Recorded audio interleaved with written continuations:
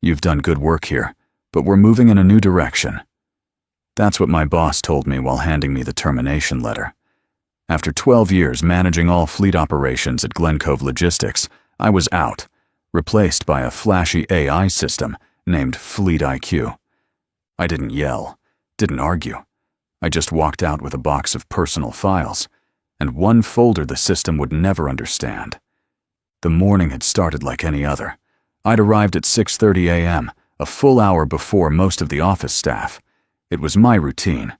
Check the overnight reports, review any incidents with the long-haul drivers, and make adjustments to the day's routes based on weather, traffic, or last-minute customer requests. 12 years of doing this had made it second nature.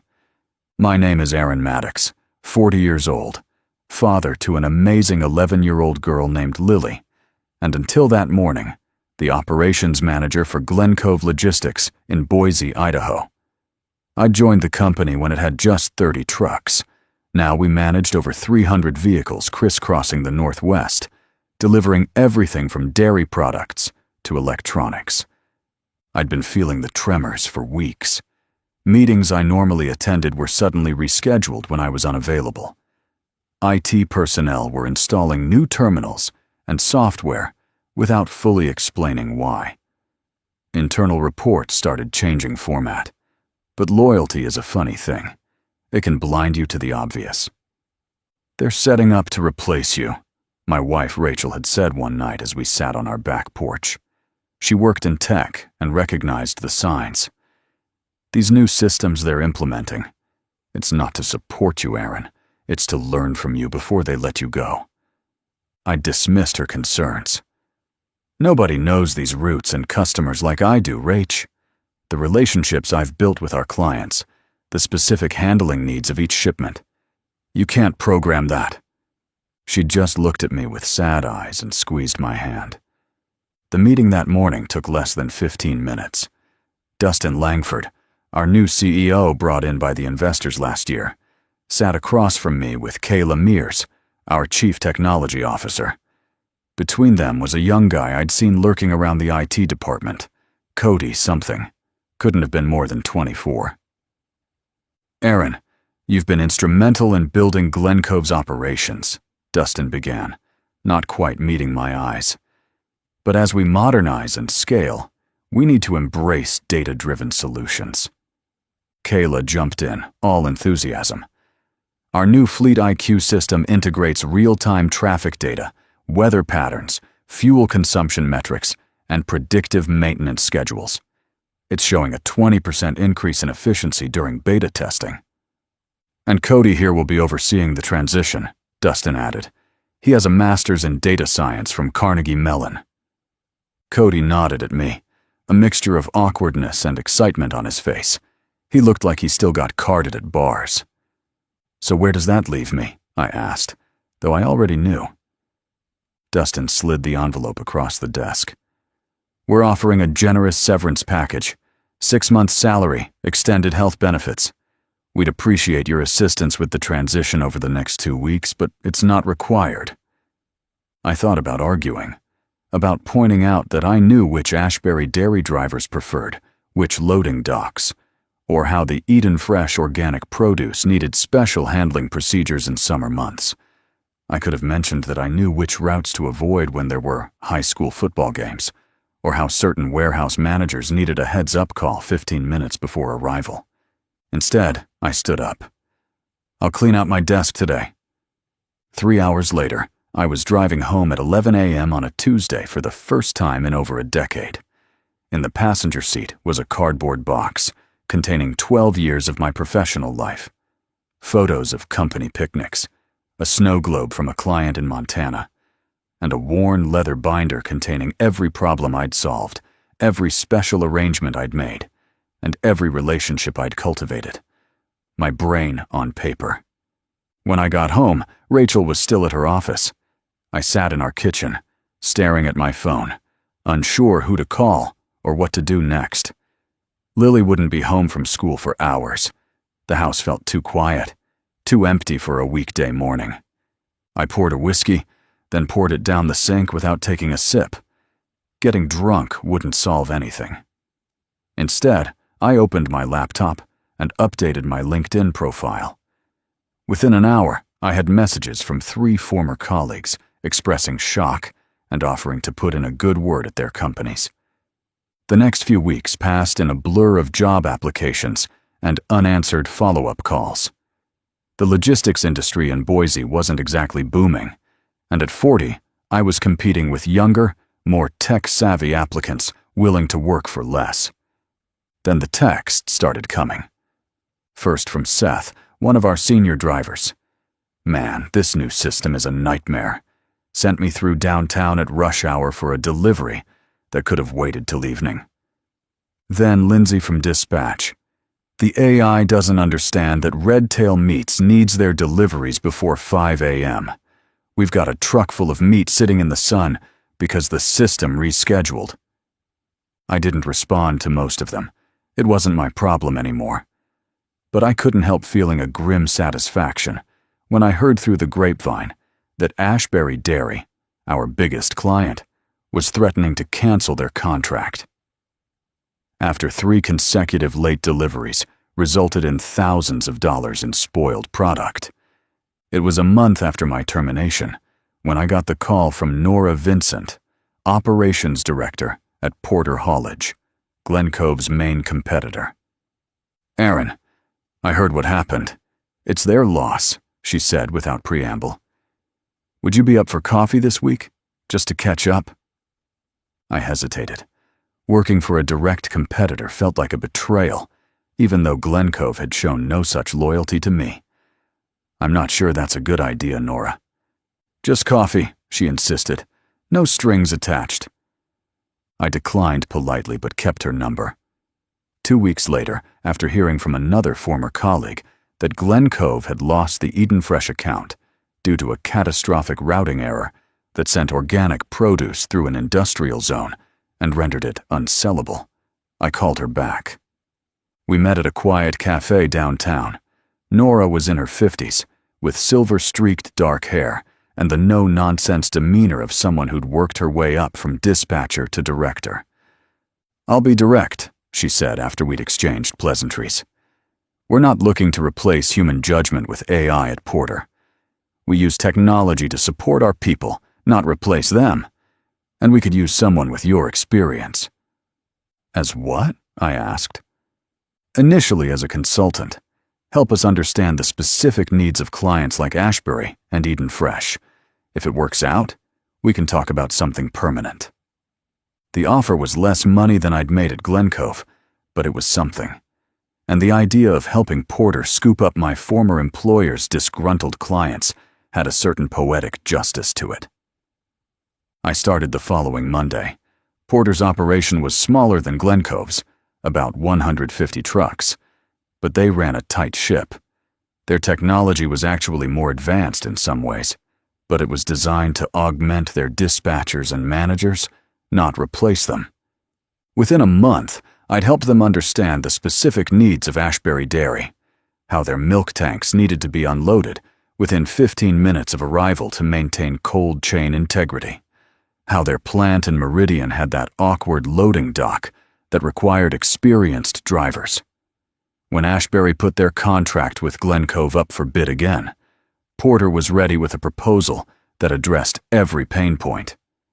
We won the contract, $3 million annually. That same week, I got a call from Dustin Langford himself. "Aaron," he said, sounding harried, "I hope you're doing well. Listen, we've been experiencing some transition issues with the Fleet IQ implementation. We'd like to bring you in as a consultant to help smooth things out." I leaned back in my new chair in my new office at Porter. "What kind of issues?" "Just some client-specific details the system needs to learn. Kayla tells me we can program it all in. We just need someone who knows the tribal knowledge. 2 weeks, maybe 3. We'll pay consultant rates, double your old salary." I thought about it for all of 5 seconds. "You want me to download 12 years of experience into your system in 2 weeks? That's the idea. We really need—" "No," I interrupted. That's not how this works, Dustin. Those relationships, that knowledge, it took years to build. You can't program intuition. Name your price, then, he said, desperation creeping into his voice. It's not about money. You made your choice. Good luck with your system. I hung up and immediately felt lighter than I had in months. 2 weeks later, Redtail Meats reached out to Porter directly. Their representative, Mark Simmons, didn't even try to hide why. We heard you hired Aaron Maddox, he said during our first meeting. Our receiving manager won't stop talking about how he's the only one who understood our schedule. Can Porter handle our volume? We could, I assured him, and explained the hybrid system I was helping implement, using technology for optimization, while keeping human oversight for the crucial decisions that required judgment and relationship management. Another contract secured, another $5 million annually. The final domino fell when Eden Fresh Organics experienced their third quality control failure with Glen Cove. Their entire shipment of leafy greens had been routed through an area with heavy construction, the vibration and extended transit time destroying the delicate produce. When I called their operations manager, who I'd worked with for 7 years, he didn't even let me finish my pitch. When can you start handling our shipments? He asked. Porter wasn't just picking up Glen Cove's dropped clients. We were redesigning their entire distribution networks, creating more efficient systems that still accounted for the human elements that AI couldn't quantify. Every success story spread through the industry. More clients called. Porter expanded, adding 30 new trucks and hiring drivers who were leaving Glen Cove in droves. 6 months after my termination, I was promoted to operations director at Porter when Nora moved up to COO. My salary was 20% higher than what I'd made at Glen Cove, plus performance bonuses tied to client retention. Meanwhile, the news from Glen Cove grew increasingly dire. They'd lost nearly 40% of their client base. Layoffs had begun, first in administrative roles, then dispatchers, finally even IT staff. The irony wasn't lost on me that Cody, the wunderkind brought in to oversee the AI transition, was among those let go in the third round of cuts. It was nearly 8 months to the day after my firing when Dustin Langford showed up at Porter's headquarters. He looked like he'd aged a decade, hair thinner, suit looser, dark circles under his eyes. Our receptionist showed him to my office, where I was reviewing quarterly performance metrics with my team. I dismissed them with a nod and gestured for Dustin to sit. "You've done well for yourself," he said, looking around at my considerably larger office. "Porter values experience," I replied. "What can I do for you, Dustin?" He exhaled slowly. "Glen Cove is finished, Aaron. The board is looking at bankruptcy options, but there's nothing left to salvage. The Fleet IQ system was a disaster. It never adapted to real-world conditions. We've lost 70% of our business." I didn't feel the satisfaction I'd expected. Instead, I thought of all the good people I'd worked with, the dispatchers, the drivers, the warehouse staff. "I'm sorry to hear that." "I'm not here for sympathy," Dustin said, straightening slightly. "I'm here with a proposal. Porter could acquire what's left of Glen Cove, our remaining contracts, our fleet, what's left of it anyway. It would be cheaper than bankruptcy." I studied him for a moment. "That's not my decision to make. You'd need to talk to our CEO." "I already have. She said the final call would be yours, given your history with the company." I leaned forward. "Why should Porter take on Glen Cove's problems?" "Because despite everything, we still have some valuable assets and roots. And because I think you're a better man than I was." I called Nora into my office. We spent the next 3 hours going through Glen Cove's financials, their remaining contracts, their assets and liabilities. The picture wasn't pretty, but there was value there, if approached selectively. A week later, Porter announced a partial acquisition of Glen Cove Logistics. We took their best equipment, their most reliable drivers, and the contracts that still made sense. We left the rest, including the much-hyped Fleet IQ system, to the bankruptcy proceedings. Dustin Langford resigned. Kayla Mears went to a startup in California, and I found myself running the combined operations of both companies, with a fleet now totaling over 400 trucks and a client list that spanned the entire Northwest. 1 year to the day after my termination, I stood in my office, looking out over the Porter haulage yard, now emblazoned with a new logo that incorporated elements of both companies. Trucks were pulling out for the morning routes, drivers waving up at my window as they passed. My assistant, Marcus, knocked and entered with the morning reports. All systems normal. Ashbury delivery arrived 5 minutes early. Redtail shipment is en route with no issues. Eden Fresh loading starts in an hour. The new route planning software working out okay? I asked. It's good, he nodded. Suggested an alternate route for the Idaho Falls run because of construction.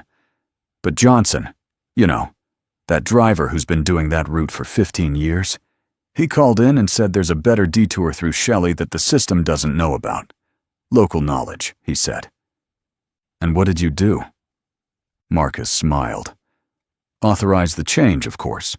The system's smart, but it doesn't know everything. I nodded, satisfied. That's exactly right. Later that afternoon, I pulled out the worn leather binder from my desk drawer, the one I'd carried out of Glen Cove a year earlier. Inside were all my notes, all the special arrangements and personal connections I'd cultivated over 12 years. I'd barely needed to reference it at Porter. Most of it was ingrained in how I approached the job every day. I closed the binder and placed it on the shelf behind my desk, a reminder, not of what I'd lost, but of what couldn't be taken away. Experience, judgment, human connection. My phone buzzed with a text from Rachel. Dinner at 7 to celebrate your work anniversary. I texted back, perfect, bringing champagne. As I drove home that evening, I passed a Glen Cove truck, one of the few still operating under the old brand, until the transition was complete. The driver, an older man I recognized from my previous life, honked and waved. I waved back, feeling not triumph, but a sense of things coming full circle. Sometimes, I reflected, progress isn't about replacing the old with the new. It's about finding the right balance between innovation and experience, between algorithms and intuition, between efficiency and humanity. The lesson Glen Cove learned too late, and that Porter understood from the beginning, was simple. Technology should serve people, not replace them. In logistics, as in life, the human element isn't a bug to be eliminated. It's the feature that makes the whole system work. I pulled into my driveway, where Rachel and Lily were waiting on the porch. As I stepped out of the car, champagne in hand, I felt a deep contentment that no algorithm could ever quantify. This, both my professional vindication and my family waiting for me, was the product of human connections, of relationships built over time, of trust earned through consistent performance, of all the things that can never be fully programmed. As Rachel embraced me, she whispered, "I knew you'd land on your feet." "We did more than that," I replied. "We proved something important." That night, as we celebrated, my phone remained blessedly silent. No emergencies, no crises, just a well-oiled operation humming along, powered by the perfect fusion of technology and human experience. The next morning, I arrived at the office to find a small package on my desk. Inside was a snow globe, the very one that had sat on my desk at Glen Cove for years, that I thought I'd packed in my box of belongings when I left. A note was attached in Lindsay's handwriting. "Found this in storage during the final clean-out. Thought it should come home to you." I placed it on my windowsill, where the morning sun caught the glitter swirling around the tiny trucks inside. A reminder of where I'd been, what I'd learned, and how far we'd come. And when a new driver called in later that day, asking whether to follow the system's suggested route or the advice of a more experienced colleague, my answer was simple. Listen to both, then use your judgment. That's what you're here for. Because in the end, that's what had saved not just my career, but an entire company. The recognition that while technology can process data, only humans can truly understand its meaning. While algorithms can optimize for efficiency, only people can build the relationships that turn transactions into partnerships. And while AI might someday perfectly route a truck from point A to point B, it will never understand why the driver might prefer the scenic route on certain days, or which warehouse manager needs a friendly chat, or how a simple thank you can turn a one-time delivery into a decade-long business relationship. Some things just can't be programmed. And thank goodness for that. 2 years after Porter's acquisition of what remained of Glencove, I received an invitation to speak at a logistics technology conference in Seattle. The topic, Human-AI Collaboration in Modern Fleet Management. Standing at the podium, looking out at a sea of industry professionals, some I recognized, many I didn't, I couldn't help but reflect on the journey. The failure of Glencove Logistics wasn't due to embracing technology, I told the audience. It was in believing technology could replace human experience.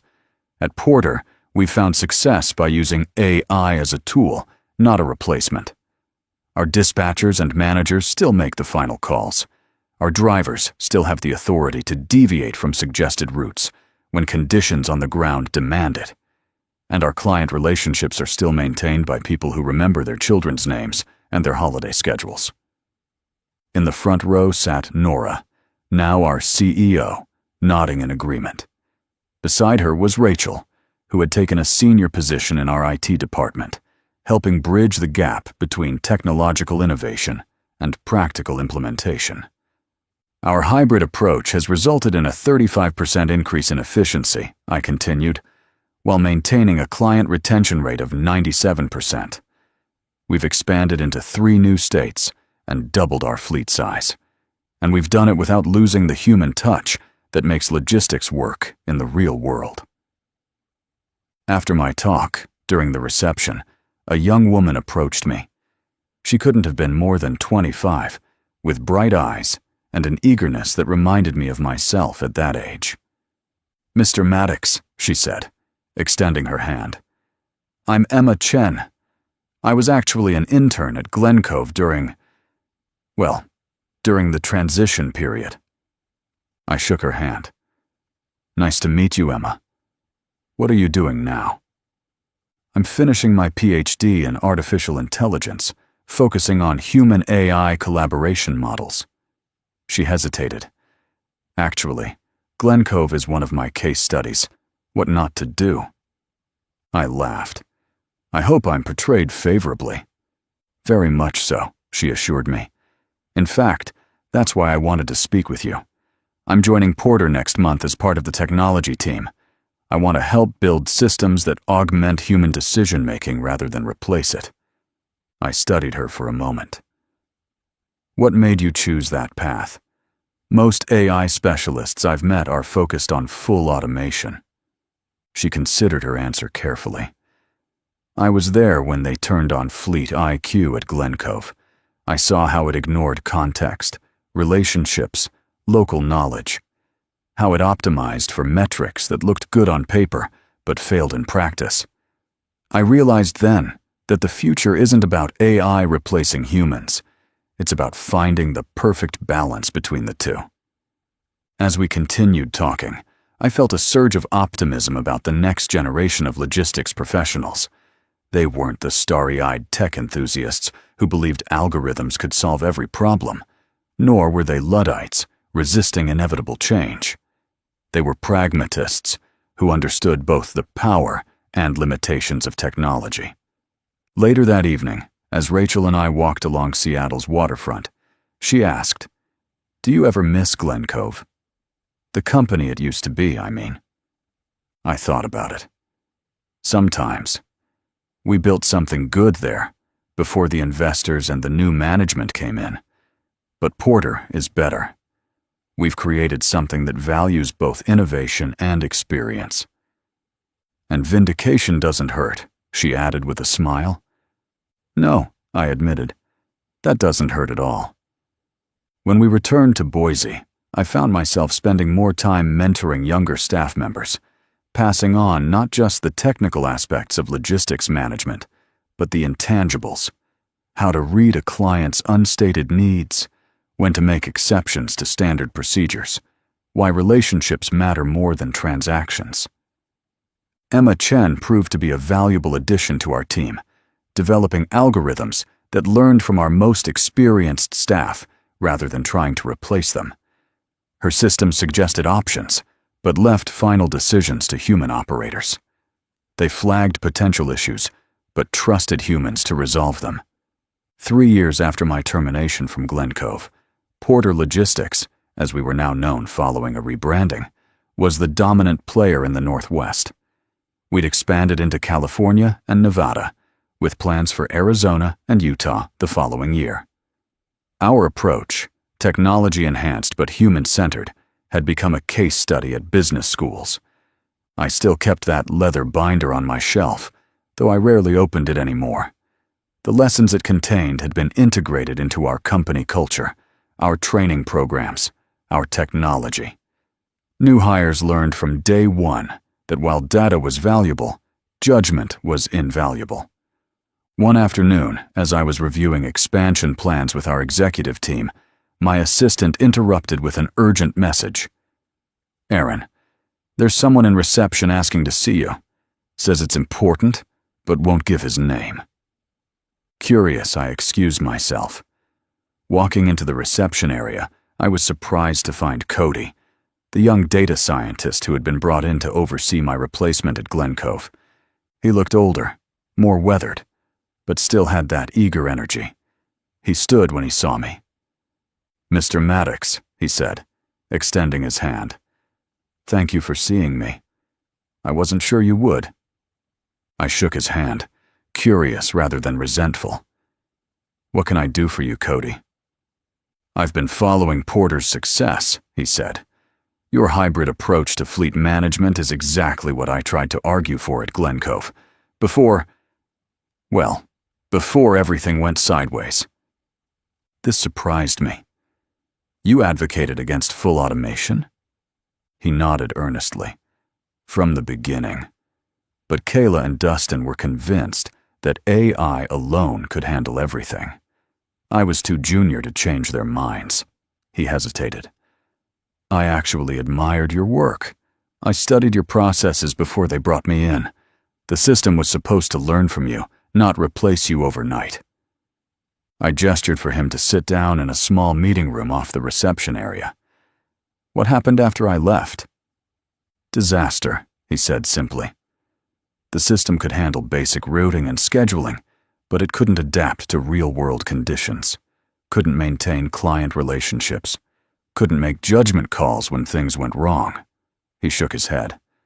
I tried to implement changes, to build in more flexibility, but by then the damage was done. When they let me go, I wasn't even surprised. "Where have you been since?" I asked. "Consulting. Small jobs. Nothing permanent." He leaned forward. "Mr. Maddox, Aaron, I know this is a long shot, but I've been developing a system that builds on your approach here at Porter. Artificial intelligence that supports human decision-making rather than replacing it. Would you be willing to look at it?" I studied him for a long moment. There was no guile in his expression, just earnest hope, and perhaps a desire for redemption. I thought of Emma Chen, how she'd come to similar conclusions through her experience at Glen Cove. "Send your proposal to my office," I said finally. "I'll review it. And Cody? Call me Aaron." His face lit up. "Thank you. You won't regret it." 2 weeks later, after thoroughly reviewing his work, I brought Cody in to meet with our technology team. His system was impressive, not because it promised to eliminate human input, but because it was designed to enhance it, to learn continuously from the decisions our experienced staff made, to suggest rather than dictate.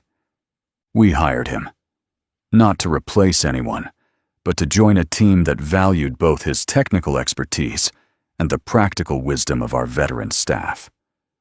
5 years after being unceremoniously replaced by an algorithm, I found myself leading a company that had revolutionized logistics management by refusing to choose between technology and humanity. We embraced both, understanding that each had its strengths and limitations. Our competitors, seeing our success, began to follow suit. The industry gradually moved away from the full automation fervor that had claimed Glen Cove and countless other companies. A new consensus emerged. AI was a powerful tool, but not a complete solution. On the anniversary of Porter's acquisition of Glen Cove's remains, we held a company celebration. Over 500 employees gathered in a hotel ballroom.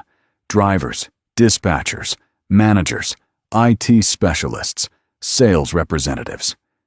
People who had been with Porter from the beginning mingled with former Glen Cove employees and new hires who had never known either original company. As I stood to give a speech, I looked out at this diverse group, spanning generations, backgrounds, and roles, and felt a profound sense of accomplishment. 5 years ago, I began, I was told that my experience was obsolete, that algorithms could replace judgment, that efficiency meant eliminating the human element. I paused. They were wrong. What we've built here proves they were wrong. We've created a company that values both innovation and experience, that uses technology to enhance human capabilities, not replace them. I raised my glass. To Porter Logistics, where we understand that the future isn't about choosing between people and technology. It's about finding the perfect balance between the two. The room erupted in applause. As I looked around at the faces, some I'd known for decades, others for just months, I realized that this was the true measure of success. Not just profitable routes or expanding territories, but a workplace where everyone felt valued, where technology served people, not the other way around. Later that evening, as the celebration wound down, I found myself standing with Nora, Rachel, Emma, and Cody, representatives of different eras and approaches in our company's evolution. "What's next for Porter?" Emma asked, always looking toward the future. I smiled. Continued growth, new technologies, but always with our core philosophy intact. Human judgment supported by data, not replaced by it. Cody nodded. The rest of the industry is finally catching up to what we already know. Some lessons have to be learned the hard way, Nora observed. "Speaking of which," Rachel said, checking her phone. "Guess who just reached out to me through LinkedIn? Dustin Langford. He started a consulting firm advising companies on human-centered technology integration." She looked up with a wry smile. Apparently, he learned something from the Glen Cove debacle after all. I shook my head, amused rather than bitter. Good for him. Better late than never. As we parted ways that evening, I found myself reflecting on the journey. From that devastating morning, when I'd carried my box of belongings out of Glen Cove, to this moment of triumph and vindication. The path hadn't been straight or easy, but it had led to something valuable, a new model for how businesses could embrace technology without sacrificing the human elements that truly matter. The next morning, I arrived at the office early, as was still my habit. The operations center was already humming with activity. Dispatchers coordinating with drivers, technology specialists monitoring systems, client liaisons maintaining those all-important relationships. On my desk was a small package. Inside was a model truck, painted with the Porter Logistics colors, and a note from the team. To the man who showed us that the best navigation system is still the human heart and mind. I placed it beside the snow globe from Glen Cove, symbols of where I'd been and where I'd arrived. Then I turned to the day's work, to the blend of data and intuition, technology and experience that had become our hallmark. Because in the end, that's what logistics, and perhaps all business, comes down to. Finding the right path, not just between points on a map, but between competing values and approaches. Between efficiency and flexibility. Between innovation and wisdom. Between the promise of technology and the irreplaceable value of human judgment.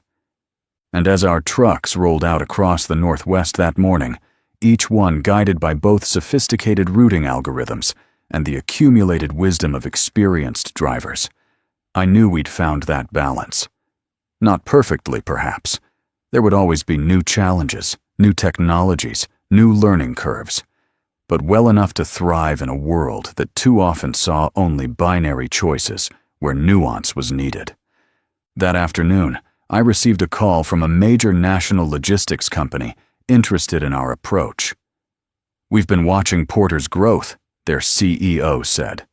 "Your hybrid model is outperforming both traditional operations and fully automated systems. We'd like to discuss a potential partnership." As I hung up, I couldn't help but smile at the irony.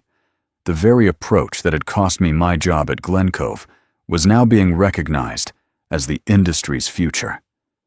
Sometimes the most valuable innovation isn't a new technology, but a new perspective on how to use it. Not as a replacement for human capability, but as an extension of it. Not as a way to eliminate jobs, but as a tool to make them more productive and meaningful. That evening, as I drove home to Rachel and Lily, I passed one of our trucks returning to the depot. The driver waved, and I waved back. A small human connection in a world increasingly mediated by technology.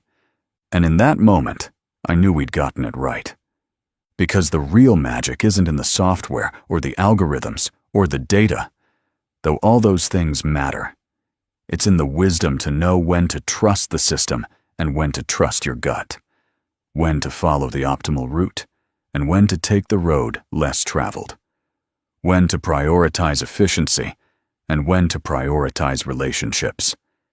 It's an understanding that while technology can process information, only humans can truly create meaning. And in logistics, as in life, meaning is what matters most.